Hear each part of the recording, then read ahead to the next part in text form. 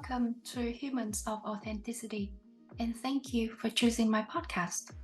My name is Beetle, and I'll be your host. I'm a Vietnamese Australian living in the US, so you'll hear a lot of different accents in my podcast series. Designed as a blank canvas to weave together a rich tapestry of human experiences and identity, Humans of Authenticity will share many heartfelt conversations with my guests on their stories and how they embrace their authenticity in all forms. And we'll hold firm to who we are. We will be celebrated and liberated. However, the journey towards expressing ourselves authentically often encounters various obstacles. I wonder why. Authenticity will be a buzzword unless we pause and reflect on what it means for us, for individuals like you and me. Join me in these conversations, peel back all the layers and see how authenticity shines through. In each episode, my guests will choose a keyword from a selection of 12, which will be used as the theme of the conversation. These keywords change frequently, so you will only hear the same keyword once. Enjoy the episode today. Thank you so much, Danielle, for joining me on this podcast. Let's start with your stories. Can you share 3 things about you that you love about yourself? I love to learn. I'm very curious. I think those 2 things go together. I always see something as an opportunity to learn. I'm always curious to learn more about something and get on the black holes of the internet and, the rabbit holes. But I'm the same way about people. I just wonder what story they carry with them. I think because of that, I'm a connector. I love people. I connect with people. And then I have this ability to, I know somebody that can help you here and can help you there. And together they'll do something greater. And I also like that I'm very perseverant. I never give up. And my kids, if you ask them, what does mom always tell you? They will say, never give up. So we have this resiliency and this tenacity about us. Let's unpack a bit about people connectors. I find the dynamic between humans and humans interesting. Like we can be very supportive of each other and at the same time, it can be very toxic. What's your tips for being a good connector? And I believe that when we bring out the better into people, it's easier for us to connect with each other. But obviously, human nature, that's not always the case. What's your tips for bringing out the better in the individual that we come across so that we can better connect them together? I think you have to have the genuine curiosity and really wanting to know them on a human level, what interests them, what they're trying to get out of relationships, and even with you, right? I think you have to have that genuine interest in the long run. It's not transactional, right? So this is what I need, this is what you need, let's get moving. And I think that takes time. You build that.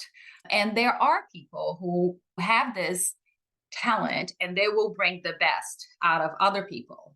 And these are the people that you have to connect with. There are people, unfortunately, on the other hand, that trigger the worst parts of you. Maybe they don't do it for everybody else, but like when you're near them, you kind of know in your stomach. And I always say that to people, like we all have the parts that we love about ourselves. And we also have the parts that we don't really love that much, that we're working on, hopefully. And sometimes it's that part that gets triggered. Sometimes it's hard to dial back.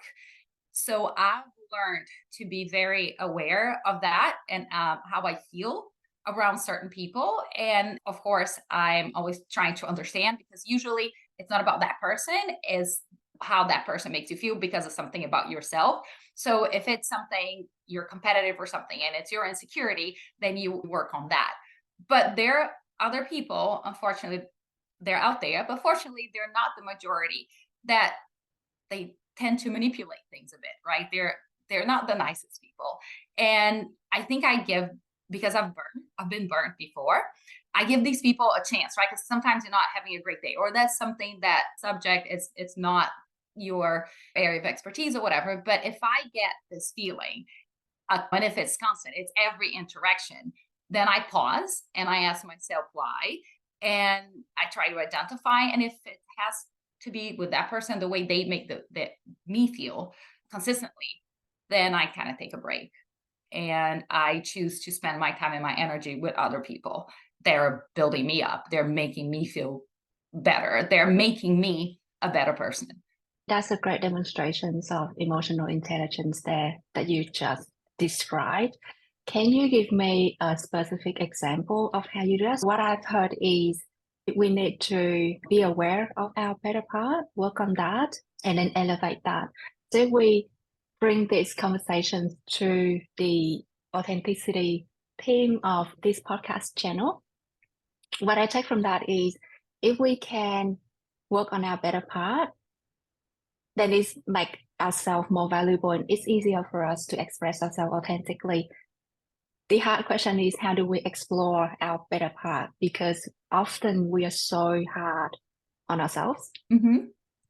Can you give me a specific example of one time that you were able to explore the better part of yourself and work on that to express your authenticity? Sure. And I think most things have the two sides. I am a competitive person. I've always been very competitive. I'm competitive with others. I'm competitive with myself. And I've always been very hard on myself. And whenever I achieve something, I'm very happy for 5 seconds. And I'm like, okay, what's next? And so that's hard. And I'm like, you've worked so hard for this, a year, sometimes more, and you got it. And this is a big deal. And it's like, "Ah." So now I'm pausing and I'm like, yes, it's true. I worked very hard and this is significant. So I need to take time and acknowledge that. But I'm also competitive with people. And the reason I mentioned earlier that you have to surround yourself with people that build you up is for that specific reason. As I've matured, I want to be around people who are one pulling for me and I'm pulling for them too. So even sometimes, and it's as stupid as it sounds, you're just like, oh, that should have been me. Like before, that would stay with me for a long time. And it's ridiculous because you pick some people in your head that you compete with, they own the lane. And if somebody else got it, it didn't matter. But this person, that should have been me because they fit like a box that you put yourself and them maybe the category. But now I'm like, no, they're great and I'm happy for them and look what I've done. And then instead of looking at them as a competitor, you look at them as an inspiration and a mentor. It's not about and it took me a while to figure this out, although it's very simple. There's not a finite time for things or room for things usually, right? It's not because you got something that I'm not going to get it. I get this, you get something else, we're all great. So I think exploring that competitiveness side that can be very toxic because one, you're very harsh on yourself and I guess there's no better word, you're just jealous of somebody else. You kind of flip that and you learn that you're good and that person's is great as well. So kind of like at that minute, you can be there for them and watch how they do it and watch how they receive that accolade and how gracious they are. I think that is something that it's taken me a while to process, but when you do it, because people always say, oh, a high tide lifts us all boats. It really does. It's kind of like you want to see the good boats get lifted. I like that analogy, the good boat get lifted. All right, let's move to the second part of the conversations, the keywords. Which one do you select? And I'd love to know why. I think we're going back and forth. So we landed on family and language was the close second. And family, because for me, that's what it's about. I was lucky to be born into a very supportive family. They've always supported me, even sometimes they didn't understand why I wanted things and why I was doing things and where I was going. They trusted me enough to support me. I came here to this country at 18 on a scholarship. My parents had never left their hometown to study. They've traveled around the country a bit and, outside even less. And they had no idea why I wanted to come here, why I wanted to go to college here. My dad, especially, in the beginning, he took it really hard because he's a child of immigrants. Both my grandparents came from Spain. And my dad was born in Brazil, but they have no family in Brazil, no immediate family, just extended family. And if you're in an immigrant household, you know how it goes. It's always about, I'm going to give my children a better life than the one I had. So that's why my grandparents left Spain to build a life in Brazil. And my dad was doing much better than his parents were. And he was building the life for his kids, and for one of his kids to say, huh, that's nice, but I'm going to, immigrate. And he couldn't see why. But he said, if that's what you want to do, I am not standing in your way. If I don't even know how you do it. But if you figure it out and if you need me, I'm here. So I was taking all these tests. I didn't know anybody who had come here on a scholarship. I didn't know anybody who had gone to college here. I just figured it out. And I was like, oh, I have to study for the SATs. And my parents like, well, what is the SATs? And so I figured it out. And now, no, you have to go to this place, the American school, to take this test. And my dad's like, well, I'll drive you there, and I'll pick you up and do all that. So I imagine now I'm a parent, how difficult it must be, especially if you're like, we're here, this is our home. Why do you have to leave? And why do you have to go so far? And why are you doing something that I know nothing of? And my help is going to be very limited. That's such a beautiful story. And again, I love talking about families. To me, family is the foundations of people's identity and personality. So if we look at the superhero stories, right, we always find that families then become a big part of the establishment and the creation of that superhero.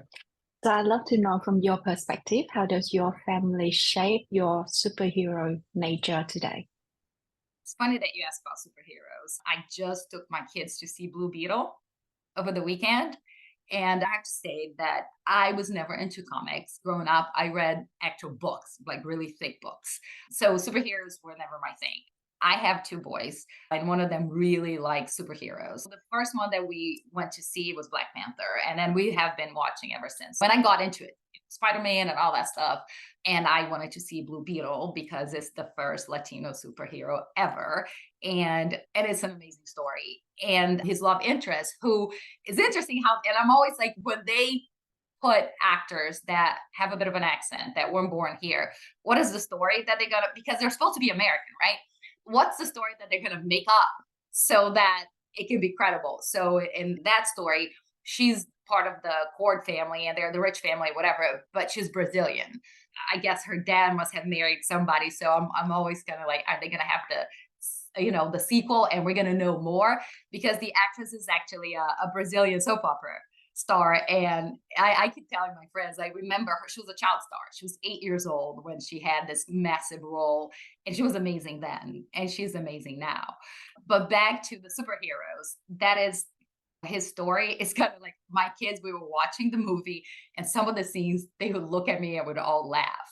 There's one scene specifically that he loses his job, and this rich girl sees him. She's like, well, if you come to the office, I'll try to help you. I'll try to give you a job. So family in a car, in a Jeep, whatever, that his uncle drives. And he's wearing a suit and everything because he's going to go for an interview. And they drop him off right in front of the building. And it's like, grandmother is there, and the parents are there, and the uncle's there, and the sister's there. And they push him out, and they're all outside the car. It's like, hi, me, hi, me. And it's just like, it's my family. They do exactly like that. So my kids looked at me and they were like, yeah. And it's the whole thing. Like, the family doesn't know what's happening to him, but they want to be a part of it. They want to help. If he's in trouble, they're going to rescue him. And it's a very loud and boisterous family. And that's the thing too, especially with my family, and I see in other Latino families. And some people say, well, it's the same thing in Italian, and the Indias is the same thing. And I don't have any experience to compare it to, but it's not to say that there's no conflict. There is conflict. And especially in the Brazilian families, it usually is a very loud, because people voice their opinions all the time, whether you ask them or not. We talk over you if we agree with you, if we disagree with you. But at the end, they're going to come through. No matter what happens, they'll come through. So the whole superhero story, not only is the family the foundation that allows them to be who they are, but they are at all times your backup for whatever. So if anything and everything fails, they're going to come through. I love how you say that the family will come through. It shows a really strong camaraderie sense around the family nature. And again, go back to that family being the foundations of our upbringing. I noticed that for me, also, I left families at 18 for college and then in another country. And I felt that as we grow up, really, I grew up in a completely different environments to my parents. I found that it's easy that I then grow apart from families and from culture and from the language that I was originally born in. What's your advice to people who move away from family to nurture the connections with our families when we're living so apart? But at the same time, because we still want to keep that connections and we still want to support each other and come through for each other, what's your advice so that we can nurture that connection? I think you have different communities, right? It's the family, it's your home country that you never lose, hopefully. And then you build your community here. I built another family here. I'm married, I have 2 kids, and I also have my chosen family. I have my friends. They're very close. Sometimes when I'm dealing with things, they're related to this culture. Talk to my family about this, but they have their lens, right? And my chosen family here, a lot of my friends are in the same professional space that I'm in.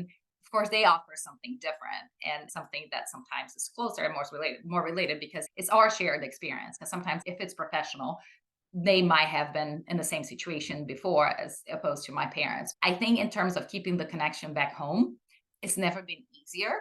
When I came here, and I tell the story, it makes me feel ancient, but it was letters. I would get letters from my parents and my friends. My parents always wrote me. So every week I would go to my mailbox and there would be at least one letter from my parents. The phone calls were so expensive. I only had 5 minutes on Sunday nights that I could talk to them. I mean, unless something else, like an emergency was something else happened, I wouldn't dare calling them because it was so expensive. Then the calling cards came, it got a little bit easier, but it was very difficult. And if the phone rang from there and it wasn't Sunday night, you're like, what happened? Is everything okay?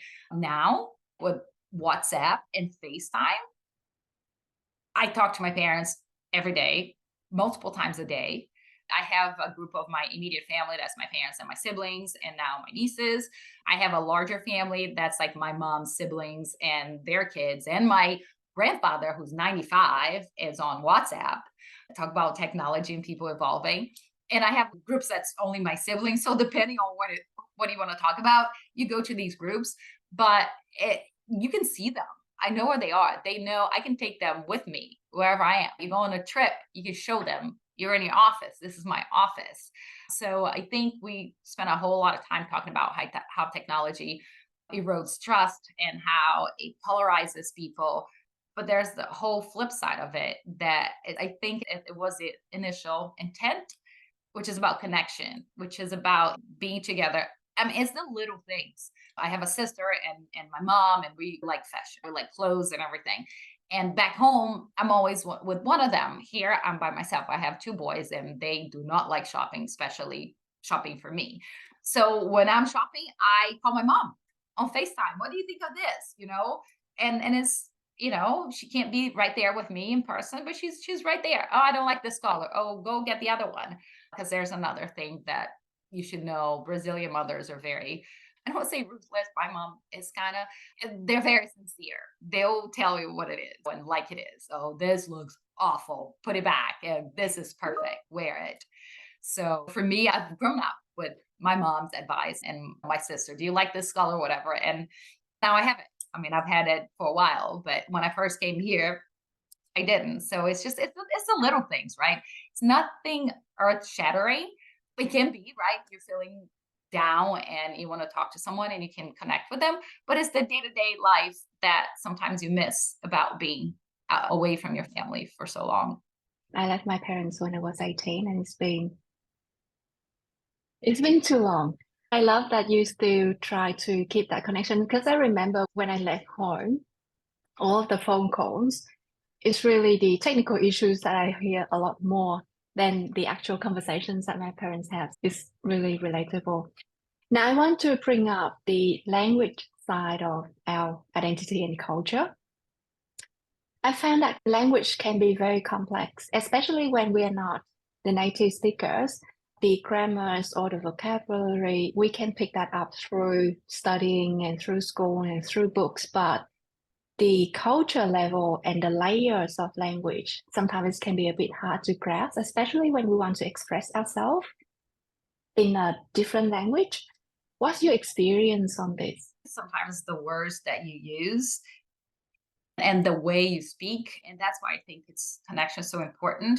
So I've heard throughout my career here multiple times that I was too direct, that I was too harsh. And I'm like, really? And talking to other people that they have a shared background, and we're loud, right? And we talk over people usually, and that's not frowned upon usually back home and in our households, right? So when you talk to other people, they're like, oh no, I've heard that too. I thought it was me, but it's culture, right? Because the whole like pleasantly, the conversation, oh, how's the weather and whatever. In my country, kind of like, yeah, whatever, but when, let's either we'll build that rapport over time. The very superficial stuff, we don't really care. We just go straight to the point. And the going around in a very roundabout way to say what you mean, we don't usually do that. I will allude to a situation that I couldn't believe it. I was with two coworkers and we had done this interview, and it was not good. It was terrible. And I was like, oh my God, what are we going to do about this in my head? And they're texting me like, this is not going well. This is not going well. And I'm like, it's not. And so at the end, the person's like, oh, how did it go? And they were like, great. And I'm like, great. Oh, you did awesome. And they were all so like, and I'm like, what are you doing? And I said, no, we're done. It went well. I mean, I didn't try to destroy the person or myself because I was in the middle of it. But like there's something missing. And I like for the life of me, I couldn't say, you did awesome. It was the best thing I've ever heard. It's gonna, and they were just doing that. And I'm like, thank God you're here to build this up, because I can't do that. I will say, it could have been better. And it turned out that we redid it and it was much better. But the culture here is that you don't say that. You don't give negative feedback in that way unless you want to be mean, which I didn't want to be mean at all. But the whole authenticity thing, right? This is not good. And we were in a very tight spot. There was some politics going on too, and I understand. So that's what I've learned, to sometimes wait for the right moment to say and choose my words carefully, which I never had paid attention to in the past. I think you're right. It's not your first language. And then I think you have a culture thing and a personality thing too. For me, I am upbeat. I'm optimistic. I'm loud. I talk fast. And then you have the culture thing that it's okay. Like in my culture, we agree with you. We talk over you. If I say something, you say halfway through what I'm saying, and that's all fine. Nobody's going to put on your review, oh no, she talks over people. That's very disrespectful. I had it happen to me. And so it was never my intention to be disrespectful. But since then, I took that feedback and I try to be more mindful and more careful how I express myself and how I use my words. And also, I'm an extrovert, and I work with somebody who is brilliant, but very introverted. And so from working with her, I understood and I learned. So people like me, I think as I speak, and I have no problem with that. With her was more like, I'll need the time. I need some time to think it through. And it could be, if it's complex, I'll get back to you tomorrow. But if it's in a meeting and it's low stakes, it might just be a minute. So I'd always say, let's not move on until she's had a chance to speak. So I would go around to the other people who are more extroverted, and they would have no problem sharing whatever. And by the time it got to her, she felt prepared to voice her thoughts. The next question I have also related to language. How can we as multilingual users embrace language so that we can better express ourselves? And I want to refer back to in a corporate environment where there are certain words that we should use and that is different from our cultural norms, and there are certain words in our cultural norm that we should not use in a corporate environment here. But at the same time, if we want to embrace ourselves authentically, that language then become an essential part of our communication style and personality. So what's your advice for us to balance that in a workplace environment? I think I try to be a sponge, right? To kind of like soak in the environment that's around me. Because you're right, it's about culture. And what is culture? Is how we do things here. And we're always walking this fine line between keeping our authenticity, but also being part of something bigger than ourselves. And I think you're trying to negotiate at all times. It was interesting because last night I was reading a story about the newish, I think he's been around for 2 years, CEO of Brooks Brothers. And he is the child of Japanese immigrants and how he totally turned the business around. And it was like his leadership style and how the immigrant experience of his parents really contributed to the way he sees things.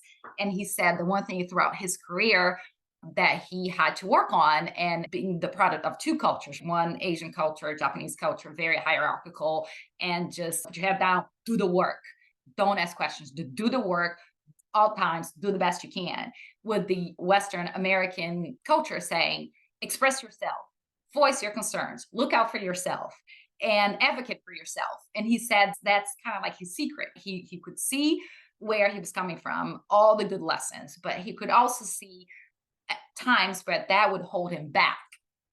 And by growing up in this culture, he knew, and I think we talk a lot about it, and even in the African American culture, the code switching, right? And because you're outside your culture, even like him, if you're born here, your household is a little different than somebody else's household. And it's becoming more and more common as we are a nation of immigrants. 26% of the US population today was born overseas or is the child of an immigrant. That's over a quarter. So I think that is the secret sauce. We tend to think about our languages, our backgrounds, and I'm not a native speaker. I struggle with prepositions or the word choice and all that. We tend to look at that as a weakness when we really should look at this as a source of strength. Yes, that's a given, right? We're going to struggle with things a little bit with the preposition, whatever, or with some pronunciation. The accent will come through, especially when we're nervous. It gets worse. But there is the superpower that I'm like, and there's all this research to back it up. How we capture more things because our brain is always working overtime. We're always kind of negotiating with yourself. So I think it is pretty tiring if you think about it, because you're always thinking, is that's correct? And negotiate. I want to be authentic, but I don't want to stick out too much. But that's actually back to the superheroes, right? That's our superpower. We bring something that others may overlook. We bring this extra lens. We bring this lived experience. So I think the key to this is awareness. When is it time for me to do a little bit more of this or do a little bit more of that? And his case was, yeah, I did the work, I did all this, whatever, but I learned that I had to advocate. And that's how I'm where I am. For me, something that I struggle with, I'm very frank and upfront. Well, sometimes withholding or waiting for the right opportunity will probably work better, right? Because depending on the environment and of the situation that we're dealing with, is there a conflict or whatever? Maybe if it's already heated, if we're already in opposite directions, if I say something that I think it's really good and it'll probably help you, that's my intention. Your mind's already made up because of everything else, and doesn't matter what I say, you won't hear it anymore. So for me, the smart thing to do will be like, okay, I will not make that point today. I will keep that in mind. And when I have the right opportunity, because it will come, I will address that head on. And I had it recently happen to me and I wanted, I was something that really upset me. And I really wanted to confront, I really wanted to do something about it. But I knew, and I guess that comes with maturity and age and self-awareness, that I need to digest it a little bit so that can be a learning opportunity for the person and for me. And I waited long enough, more than a month, And when I had the chance, it was very productive. And my fear is always, what is that going to do to the relationship? Is that going to erode trust? Is that going to make things worse? And it didn't, because I think I waited and I showed, and this is how I felt, not what you did. The person really understood it and profusely apologized and really changed. So to me, I was like, yeah, that's the right way to do it. Even if I had heartburn for like 2 days because I wanted to get it out, but I knew deep down that I didn't have the words. I didn't have a good way to show what I was feeling.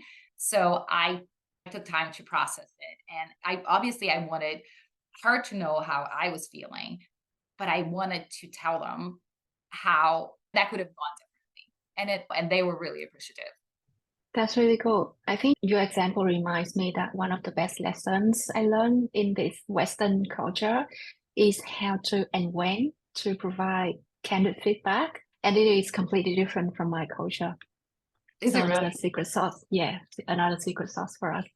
It's been a really great conversations. We are getting towards the end. So I have two questions left for you. First of all, what's next for you? What's next for me?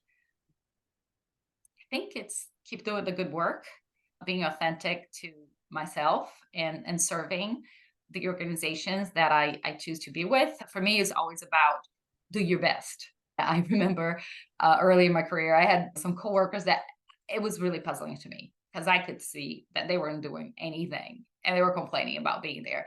And I'm like, you're already here. I mean, make the most out of it. Be useful, contribute, because I tell you, time goes by really quickly when you're busy, when you're having fun. So I hope what's next for me, I hope to grow, to keep growing as a human being, as a mother, as a spouse, as a friend, as a professional, of course, to always be excited about what lies ahead. I've always look at it, the future is bright. When I was 18, if you had asked me, I'm like, I'm going to do this, I'm going to do this. And that's another lesson I learned. Now looking back, I think I might have missed some great opportunities. I don't know. They might have turned out to be nothing or a complete bust. But sometimes like, oh, I wonder if I had entertained that idea that somebody, early in my career, somebody wanted to recruit me to do investor relations for a big bank. And I'm like, oh, no way. Somebody else offered me a job to do PR for a very large agency in Miami when I was in my late 20s. And I think that would have been great. But back then, I'm like, not interested. I'm not leaving New York. So I don't know. Everything, and I struggle with this because at the same time, I believe everything happens for a reason. Everybody is where they need to be. And I'm very content where I am now. All the struggles I've had led me to the place I'm in. And I am 100% happy. I was like, yeah, but I mean, it would have been interesting. So now, as I got older, I'm like, I'll just say yes. And I'm not saying I would have taken those jobs, but rather than shut down from the get go, I would have spoken to someone. I would have investigated a little bit more. So I would have more facts to make my decision. And I wouldn't have what ifs. I don't like what ifs. Yeah, a lot of times self-doubt get to the better side of us. It's a bit unfortunate. For me, I mean, I was so focused. This is what I want to do. Nothing else. Oh, that's true. It means that you're very persistent and very goal-oriented. So talking about goal-oriented, what role does family or language has in keeping you going on and achieving your goals? You want to make sure that whatever you're doing, your family is a part of it. The family that you have back home and the family that I have here. And sometimes it's hard because you have a dual income household to working parents and you're always negotiating. And I always tell people this too. They're like, oh, you marry somebody outside the culture, or whatever. And I don't think it's an issue if you have the same values and if you have the same goals. That's never been a problem. And you're two adults, right? You balance each other up and you can do this. The other person can take care of themselves. So if I'm going on a week trip, whatever trip for work or whatever, that's not a problem. You can do that. When you have kids, it changes completely. Because right now, if you're not doing your job, that person's doing two jobs and it's hard. They are overloaded for that period. And you also have two people raising humans. And it doesn't really matter. Like you can marry your neighbor that grew up in the same little town. Your house was a little bit different than their house. and what you want to do probably different from what they want to do. So you have that friction. But now, and because families are always different, expectations are always different, goals are always different. But now you add a whole layer of culture. What is okay in one culture and what is not okay in another culture. So it's really, and the priorities, right? So it gets a lot more complex. But it's interesting. And I look at my kids and how they're growing up, how different it is from the way I grew up, because they live here. And my husband is American. His whole family is here and they're American and all that. And I have no family here except for them. My entire family is in Brazil. My husband's family is very small. My family is ridiculously large. Back home, Latino families have our tios, and they're not necessarily blood tios. They can be our parents' friends, and they can be the in-laws of somebody that became. So any get together that they go to in Brazil is like 50 people. Like, it's not a party, it's just the family that's here. So they navigate that. And here they don't have a lot of cousins their age. There they have cousins, and the cousins have cousins, and it's huge. And it's like a huge party because they have the friends that their cousins that they play with. So it's like a plane. And when I was here studying, I always felt that the plane ride is a very long plane ride from here to Brazil. I felt like I was a butterfly or some sort of transformation was happening. And those 10 hours, 12 hours that I was flying, and I got there and I was a different person. And I see that in them now. So I had that butterfly feeling too. Whenever I go back home, I feel like I was so liberated and I can just do anything when I'm home, which is really cool. We're getting to our last questions. If you are going on a dream vacation tomorrow, what is the one item that you will take with you and why? That is not the answer I wanted to give you, but it's an honest answer. My phone. And it's not because I want to spend time trolling people, but it's because it's about connection, right? It's knowing that what's happening here, and it's bringing people with you. We were just in Puerto Vallarta in Mexico, the four of us, my husband, my two kids, and me. And I was showing my parents, look, this is cool. And so it was in a way that they were there with me. So I can bring everybody with me. And by the way, family vacations to me are the best vacations. Are the memories that you're building. And that's what we do with our kids. We take a lot of family vacations with like 15 people, and I plan them, and it's exhausting. But then you look at the pictures and it's just like, and they still talk about it. So it's always about connection and having people with you when physically, if I can't bring everybody, it's the next best thing, I think. That's it for today's episode. Drop your thoughts in the comment section. I'd love to hear your take on the chosen keyword. Have a lovely time, and thank you again for spending time with Humans of Authenticity. Until next time.